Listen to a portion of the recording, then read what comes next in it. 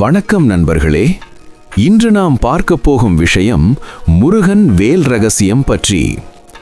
முருகப்பெருமானின் கையில் இருக்கும் வேல் ஒரு சாதாரண ஆயுதம் மட்டுமல்ல, அது ஒரு தெய்வீக சக்தியின் அடையாளம்.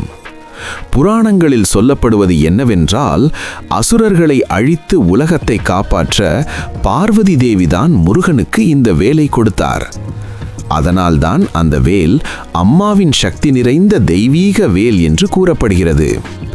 வேல் என்றால் என்ன தெரியுமா? அது ஞானம் என்பதை குறிக்கிறது.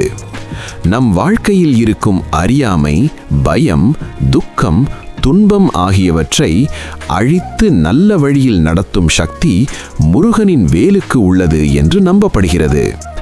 அதனால்தான் பக்தர்கள் வேலவே முருகா என்று மனதார அழைக்கிறார்கள். முருகன் வேல் என்பது தீய சக்திகளை அழிக்கும் சக்தி என்று பெரியவர்கள் கூறுகிறார்கள். பல முருகன் கோயில்களில் வேல் மட்டும் வைத்து வழிபடும் இடங்களும் இருக்கின்றன. ஏன் தெரியுமா? அந்த வேல் இருந்தாலே முருகன் அருள் இருக்கும் என்று நம்பிக்கை. பலர் தங்கள் வீட்டிலும் சிறிய வேல் வைத்து பூஜை செய்கிறார்கள். அதை மனதார வழிபட்டால் வாழ்க்கையில் இருக்கும் தடைகள் அகலும் என்று பக்தர்கள் நம்புகிறார்கள். முருகன் வேல் துணிவு மற்றும் தைரியத்தின் அடையாளம். வாழ்க்கையில் பிரச்சனை வந்தால் முருகனை நினைத்து சரவணபவா என்று சொல்லுங்கள்.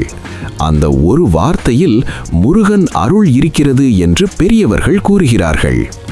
முருகனை மனதார நினைத்து வேலை தியானித்தால் உங்கள் வாழ்க்கையில் நல்ல மாற்றங்கள் நடக்கும். அதனால் நண்பர்களே, நம் மனதில் இருக்கும் பயம், கவலை, துன்பம் எல்லாம் நீங்க முருகனை நினைத்து வேலவே முருகா என்று சொல்லுங்கள் நண்பர்களே. முருகப்பெருமானின் வேல் பற்றிய இன்னொரு முக்கியமான விஷயம் இருக்கிறது. புராணங்களில் சொல்லப்படுவது என்னவென்றால், அசுரர்களின் தலைவன் சூரபத்மன் மிகவும் சக்தி வாய்ந்தவன். அவன் தேவலோகத்தையும் மனிதர்களையும் மிகவும் துன்பப்படுத்தினான். அப்போது எல்லா தேவதைகளும் சிவபெருமானிடம் சென்று இந்த பிரச்சனையை தீர்க்க வேண்டும் என்று வேண்டினர். அதற்கு பிறகுதான் முருகப்பெருமான் அவதாரம் எடுத்தார்.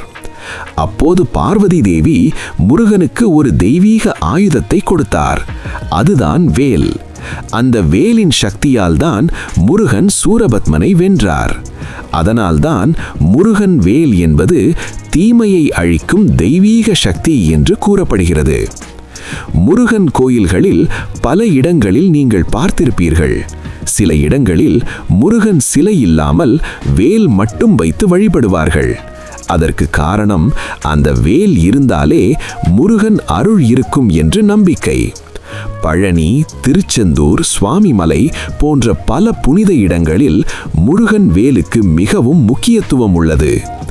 முருகன் வேல் ஒரு ஆயுதம் மட்டுமல்ல, அது அறிவின் ஒளி. நம் மனதில் இருக்கும் இருள் போன்ற பிரச்சனைகளை அழித்து வெளிச்சம் தரும் சக்தி அந்த வேலுக்கு உள்ளது என்று நம்பப்படுகிறது. அதனால்தான் முருக பக்தர்கள் மனம் கலங்கும் போது வேலவே முருகா என்று அழைக்கிறார்கள். அந்த ஒரு அழைப்பே அவர்களுக்கு துணிவையும் நம்பிக்கையையும் தருகிறது. நண்பர்களே, நாம் தினமும் காலை எழுந்தவுடன் முருகனை நினைத்து சரவணபவா என்று சொன்னால் நம் நாள் நல்லபடியாக செல்லும் என்று பலர் நம்புகிறார்கள். முருகன் அருள் இருந்தால் வாழ்க்கையில் வரும் தடைகள் தானாகவே அகலும் என்று கூறப்படுகிறது. நண்பர்களே, முருகனை மனதார நினைத்தால் அவரது அருள் நிச்சயமாக கிடைக்கும். வேல் என்ற சொல்லுக்கு வெற்றி மற்றும் ஞானம் என்ற அர்த்தம் உள்ளது என்று சில அறிஞர்கள் கூறுகிறார்கள். முருகன் கையில் இருக்கும் வேல் நம் வாழ்க்கையில் இருக்கும் தீய எண்ணங்கள் மற்றும் அறியாமையை கிழித்து அகற்றும் சக்தி என்று நம்பப்படுகிறது. அதனால்தான் பல பக்தர்கள் வீட்டில் சிறிய வேல் வைத்து பூஜை செய்வார்கள். மேலும் ஒரு நம்பிக்கை என்னவென்றால், முருகன் வேல் இருக்கும் இடத்தில் தீய சக்திகள் தங்காது என்று கூறப்படுகிறது. கந்த சஷ்டி நாட்களில் முருகன் வேலுக்கு சிறப்பு பூஜை செய்வது பல கோயில்களில் நடக்கிறது. அந்த நாளில் வேலுக்கு பால், சந்தனம், குங்குமம் வைத்து பக்தர்கள் மிகவும் பக்தியுடன் வழிபடுகிறார்கள். முருகன் வேல் துணிவு மற்றும் தைரியம் தரும் அடையாளம் என்று கூறப்படுகிறது. வாழ்க்கையில் பயம் அல்லது பிரச்சினை வந்தால் முருகனை நினைத்து வேலவே முருகா என்று சொல்லுங்கள்.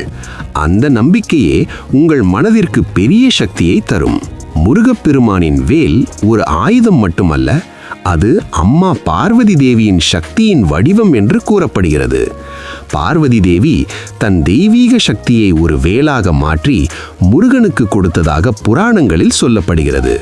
அதனால்தான் அந்த வேல் அம்மாவின் அருள் நிறைந்த ஆயுதம் என்று பக்தர்கள் நம்புகிறார்கள். மேலும் ஒரு விஷயம் தெரியுமா? முருகன் கோயில்களில் சில இடங்களில் வேலுக்கு மட்டும் அபிஷேகம் செய்வார்கள். பால், சந்தனம், பன்னீர், தேன் போன்றவற்றால் அந்த வேலுக்கு அபிஷேகம் செய்வார்கள். அதை பார்த்தாலே பக்தர்களுக்கு ஒரு ஆனந்த உணர்வு வரும். அதேபோல் பலர் தங்கள் வாழ்க்கையில் பிரச்சனை வந்தால் ஒரு வேல் காணிக்கை வைத்து முருகனை வேண்டிக் கொள்வார்கள். அவர்கள் வேண்டியது நிறைவேறினால் மீண்டும் கோயிலுக்கு வந்து முருகனுக்கு நன்றி கூறுவார்கள். இது போன்ற அனுபவங்களை பல பக்தர்கள் கூறியுள்ளனர். நண்பர்களே, முருகன் வேல் தீமையை அழிக்கும் சக்தி மட்டுமல்ல, அது நம்பிக்கையை தரும் அடையாளம். நாம் மனதார முருகனை நினைத்து வேலவே முருகா என்று அழைத்தால் அவரது அருள் நிச்சயமாக கிடைக்கும் என்று பெரியவர்கள் கூறுகிறார்கள். முருகன் வேலின் முனை மிகவும் கூர்மையாக இருக்கும். ஆன்மீகத்தில் இது ஒரு நோக்கில் கவனம் செலுத்தும் சக்தியை குறிக்கிறது. அதாவது வாழ்க்கையில் நம்முடைய இலக்கை அடைய மனதை ஒரே இடத்தில் வைத்திருக்க வேண்டும் என்பதை காட்டுகிறது. சில ஆன்மீக நூல்கள் சொல்லுவது என்னவென்றால், முருகன் வேல் மனிதனின் அகந்தையை அழிக்கும் சக்தியை குறிக்கிறது. அதனால் முருகனை வழிபட்டால் மனம் அமைதியாகும் என்று நம்பப்படுகிறது. முருகன் சிவபெருமானின் மகன் என்பதால் முருகன் வேல் சிவன் ஞானத்தின் அடையாளம் என்றும் சிலர் கூறுகிறார்கள். பல பக்தர்கள் வீட்டில் சிறிய வேல் சின்னம் வைத்திருப்பார்கள். அது வீட்டிற்கு பாதுகாப்பு மற்றும் நல்ல சக்தி தரும் என்று நம்பிக்கை. பழமையான தமிழ் பாடல்களில் வேல் என்பது வெற்றி மற்றும் வீரத்தை குறிக்கும் சின்னமாக சொல்லப்படுகிறது. அதனால் முருகன் வெற்றிவேல் முருகன் என்று அழைக்கப்படுகிறார். முருகன் வேல் என்பது ஒரு ஆயுதம் மட்டுமல்ல, அது அறியாமையை கிழித்து வாழ்க்கைக்கு வெளிச்சம் தரும் தெய்வீக சக்தி. இந்த காணொளியில் முருகருடைய வேல் பற்றிய சில முக்கியமான தகவல்களை பார்த்தோம். அடுத்த காணொளியில் முருகர் அருளை பற்றிய இன்னொரு சுவாரஸ்யமான தகவலுடன் சந்திப்போம். இந்த வீடியோ பிடித்திருந்தால் லைக், ஷேர், சப்ஸ்கிரைப் செய்யுங்கள். முருகர் அருள் எப்போதும் உங்களுடன் இருக்கட்டும். நன்றி, வணக்கம்.